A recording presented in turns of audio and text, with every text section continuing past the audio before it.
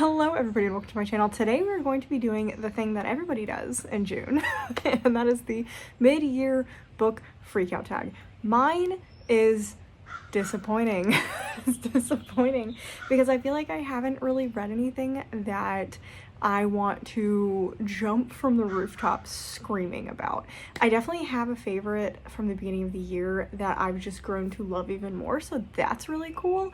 But other than that, it's just, I feel like the disappointments and the worsts, that's like the biggest category. It's just, there's so many things I'm so disappointed in this year so far. So I'm really hoping that the back half of 2024 is significantly better than the first half of 2024. So let's just get into this. This book tag was created way before I even knew that BookTube existed. So it's definitely not created by me. There are so many different versions, so definitely check out everybody's. Everyone chooses like what they want to put, like what questions they want to put in there, what questions they don't want to include. Everyone has like a little bit different type of book thing. So I have added worse books to mine because especially this year, there are a lot of worse books, and I think it's just fair if you have a best book, you also have a worst book of the year. And yeah, so let's just get into it. We're just gonna get right into it with best book of the year so far. Which is crazy because it is a book from January, The Unmaking of June Farrow. This book has kind of just solidified itself the longer I go on. It is June, and I still remember like everything in this book, and I want to reread it. I love it. This is like the closest book I could get to rereading in The Invisible Life of Addie LaRue without rereading The Invisible Life of Addie LaRue. It's totally different, but the vibes are so similar. This is definitely more faster paced, so if you liked the idea of Addie LaRue, but you didn't like how slow and dry it was, this is definitely going to be more up your alley. This is just a beautifully done, well-crafted, stunning book that I am obsessed with it. So the best sequel that I've read so far is definitely going to be Tales of the Celestial Kingdom. This is an interesting one because it is a set of short story collections, and there is prequel stuff and there is middle of the book stuff, but the sequel section of this book, this is the 2.5 part of the Daughter of the Moon Goddess series and Chef's Kiss. This is a necessary sequel. Like, I feel like if it wasn't necessary, if it was just like a cute add-on, I wouldn't say anything about it, but this is necessary to fully wrap the book up. Like, there's the sequel section of this is phenomenal, and it made me sob, and I loved it. And yeah, it's just a follow-up of that series, one of my favorite series from last year. Biggest disappointment. So I have chosen three. I've chosen three. There were way more that I could have chosen. First off, we're gonna start with the only one that I still have a physical copy of, A Fragile Enchantment. The only reason this is on this because I was excited about this. I had three copies. I have so far gotten rid of one, and I'm trying to get rid of the other two because I gave this a 2-star, and it was just it's just bad. It's poorly written. It seems so good. I feel like the synopsis is like clickbait. Like, it's so good. It's everything you want to read about, but it's so bad. It's so bad. And it's such a disappointment because every like edition that I have is stunning, and I love it. Love the covers, love everything about it except for like what's on the inside. So I physically cannot keep these books, and that's why I'm so disappointed. And it was just bad, wasted my time. Also on this list, because I also have to get rid of my 2 copies, and I was super excited about this, The Starling House, or Starling House. I don't think there's a the, and I keep saying there's a the. Beauty and the Beast retelling with monsters and a like haunted house kind of thing should have been perfect. Fantasy, not horror at all, but it's like dark fantasy. Should have loved it, and it was executed so poorly. It's just, it's nothing like A Fragile Enchantment. I gave it a 3-star. Like, it was fine, but it's nothing that I really don't even remember that much happened, except I didn't like the end. I didn't really like the characters. I didn't like the romance in it. And it was supposed to be like a Beauty and the Beast retelling, and it just didn't work. Finally, we have one of our book club picks. I was so sad about this. A Good Girl's Guide to Murder.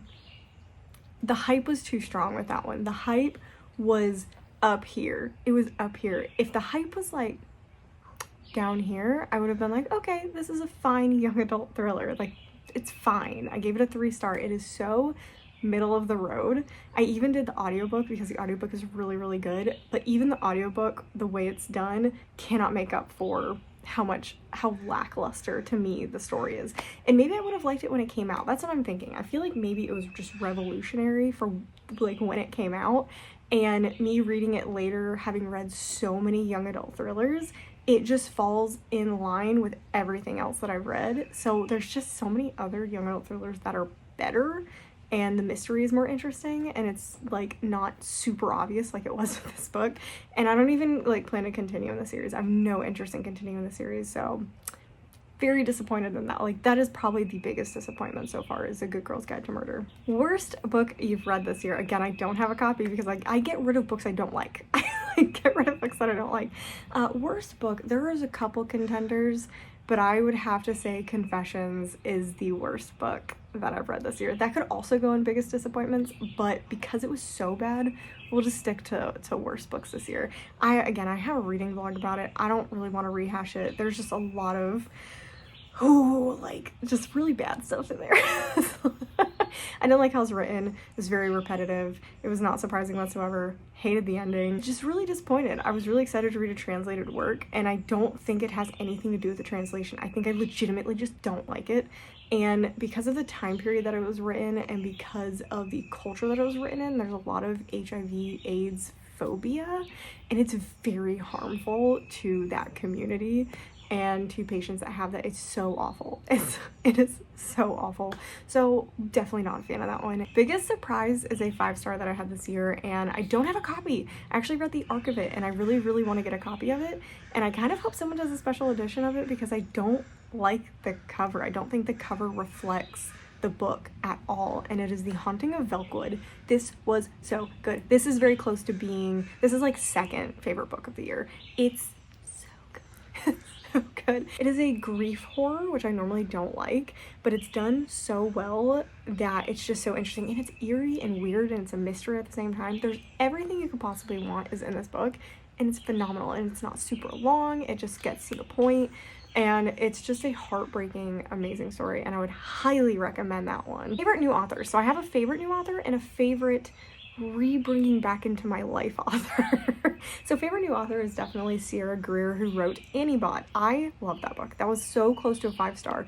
The end was just a bit anticlimactic, and I do think the middle got a little bit wonky, a little bit lost in the plot a little bit, but I think this is a debut author too, so more forgiving for debut authors if they don't exactly know like where a plot goes. But I am so excited to read anything this author puts out in the future. I'm really hoping it's another sci-fi, another cloning kind of thing. I would be so excited to read it, because Annibot was so interesting, and it had so much good like social commentary of potential future ramifications of the technology that we're heading down, and it was very interesting. Highly recommended as a read. And then the new author that's not actually new to me, that has just been reintroduced in my life and that I totally forgot about that existed, is Adam Ellis. Adam Ellis was a BuzzFeed artist and had their own, like they had a book a long time ago, and I read it, I have it, I loved it. It's so funny. He's a comedy illustrator.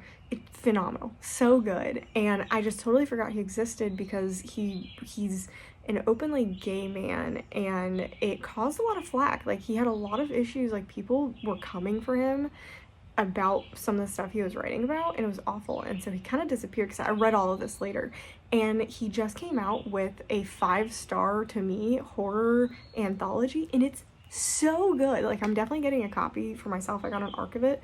5-star. It is definitely up there for favorites of the year. It is easily my favorite graphic novel of the year, but God, it's so good. So yeah, I'm very like super excited that Adam Ellis seems to be back, and I can't wait for another anthology series, short story series, or whatever that he decides to put out. So we have newest fictional crush. It takes a lot for me to have a fictional crush, and I definitely think Lo from Bride, awesome.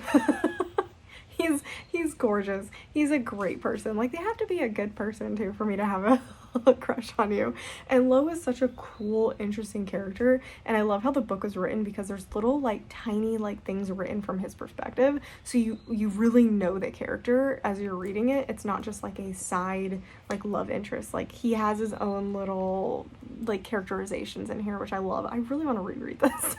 And holding this up, moving on to favorite new characters, Misery. Misery is also a brand new favorite character. Misery and this is so much fun. I love her name. I just love her dynamic with the world because she's so at odds with everything in there that you learn stuff from her perspective from the beginning that you wouldn't from a different type of perspective, because she is like this outcast vampire, so she has a different idea about the world than all the other characters. So she's super interesting to read from. She's a very strong character. This is a very, very strong female character, which is I'm obsessed with. This is what her character is what I wanted from A Fate Inked in Blood. That was not a strong character. This Misery is a strong character. And then another favorite character is definitely Jude from the Invocations. I just read this. I am working on a horror blog, etc. So Jude, literally right there, love her. I am obsessed with her. She has the best energy of a character I've read in a really long time, and she's supposed to be like the side character, like the side kind of comic relief in the horror book, and she is like, she's giving main character energy. She is the main character to me in this book. I absolutely loved her, and I really wish that this was a series, but this is definitely a standalone. I would love to read another book with Jude as the main character again. I would absolutely love that, but it is not to be, at least as of now. Like, this is my petition for it. Book that made me cry this year. Definitely Crescent City. Crescent City, what is this one? House of Earth and Blood. I gave this a 3-star. I did think this was generally mediocre. There's a lot of filler in here that just doesn't need to be in here, and I like other Sarah J Maas books way more, and I think like this is probably really a 4-star, but because it's Sarah J Maas and my expectations are so high, this is a 3-star. This book made me cry so many times. So many, like this book wrecked me. This book had so many depressing things in it, so much death and like sad themes, that this was a tough one. This was really a tough one. Yeah, this one really definitely made me cry. Books that made me happy. Already two that I talked about, Bride and Tales of Celestial Kingdom. Bride is just a fun romance story. I don't think I cried in this one. I just really liked the romance. It was just a fun, like, adorable romance that just, like, is a good time. And then Tales of Celestial Kingdom is a book that I was begging for, and I didn't, like, when I finished the second book in the Daughter of Moon Goddess series, I was like, it needs another book, but this is a duology. So I was so upset, and then when this was announced, I was like, this is my most anticipated book of this year. Like, hands down, this is the one. This is the one. And so just reading this gave me a burst of endorphins because I couldn't believe this actually happened, and that, like, me wanting a sequel actually happened when it didn't seem like it was supposed to. So, yes, mind blown that this is a thing, and I'm obsessed with it. And I obviously have 2 copies. I have a second copy in the house. Most beautiful book that you've bought so far. There are quite a few. This is hard because I have so many special editions, but I've kind of broken it down to 3 books. First, one that you've already seen, The Invocations, especially after reading this, stunning. Absolutely stunning. The characters are spot on to how they're described in the book, and I loved having the visual like, normally I like kind of coming up with my own visual representations. That was such a hard word to say, of characters, but this was so good, and it evokes the story so well that this is definitely one of my favorite covers that I've, like, ever gotten, because it is stunning and perfection. And then we have, yeah, guys, this is stunning. The Wren and the Holly Library. I don't think this, like, this is gorgeous. This is gorgeous. This is gorgeous. But what's, like, really gorgeous is this is a traditionally published book that has this. Like, this especially. This is probably how I'm going to display it, because, oh my gosh. This is what makes it stunning and amazing, and that there's artwork on the inside. This is gorgeous. Even my mom walked over and she's like, that's really pretty. And I'm like, Mom, it's romantasy. Let me read it first. Because she doesn't like that kind of stuff. But this is the prettiest, and my mom probably would agree. And this one is less pretty, but more like genius marketing. Genius marketing. Home is where the bodies are. I had no intention of buying this book. Like, I loved this. I love that it's a cassette tape, but the fact that Barnes & Noble made it a legit cassette tape, like, how could I not buy it? Like, how could I not buy it? New release you haven't read but you want to is definitely The Last Murder at the End of the World. I am dying to read this. I am absolutely dying to read this, and I just haven't gotten to it because it's kind of intimidating, so I haven't read it yet, but I do plan to. And I love that there's a map here, and this is another really pretty one, but there's other ones that are more pretty. So I'm so excited to read this, and I'm loving sci-fi and horror this year, so sci-fi, this is definitely up my alley, hopefully. I'm just nervous about it. Most anticipated releases for the second half of the year. So definitely The Wilds by Sarah Peirce. This is the third in the Sanatorium series. I read these with my mom. I am so excited. I love reading books with my mom. It's really, really fun. Right now we are reading The Housemaid is Watching. Yeah, I'm excited. It's fun to buddy read, and it's really, really fun to buddy read with her, and I also have books that I read with my husband, but I love hearing her opinions about stuff. It's just so much fun. And then the other one that I am so excited about is Vilest Things by Chloe Gong. Again, I know a lot of people did not like Immortal Longings, but I loved it, and the end of that book was wild, so I cannot wait for Vilest Things because I think it's going to be crazy and explosive, and I cannot wait. And then last question of our little mid-year freak out, and that is, what books do you need to get to by the end of the year?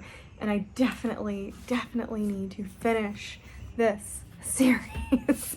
I just keep putting it off because I'm just not that interested in reading them. But I need to, and I'm definitely going to be doing a reading vlog for them because I did a reading vlog for the first one, and even though it didn't do that well, I don't care. I'm going to do a reading vlog for these two. Yeah, I really need to read those, and I'm going to do a reading vlog about all my thoughts about them because one person requested it, and I want to do it. So anyway, that is the mid-year freakout tag. Yeah, I tried to keep it short. I did a really good job. I'm so proud of myself. But yeah, definitely let me know like your answers to the questions. I don't care how long your comments are. Let me know in the comments down below what you guys thought about the first half this year and what you've read and the answers to all the questions that I just answered. Yeah, and I think that's it. So make sure you subscribe if you are not subscribed yet so you don't miss any future content, because I've got lots of stuff coming out, and I'm going on a cruise soon to Alaska. So I still have to post all of my other content from vacations that I've done. I promise I'm gonna do it. I promise I'm gonna do it. So anyway, I hope you guys enjoyed it, and make sure, like I said, subscribe, like, and comment down below what you guys did for the first half of the year, and I'll see you guys in the next video.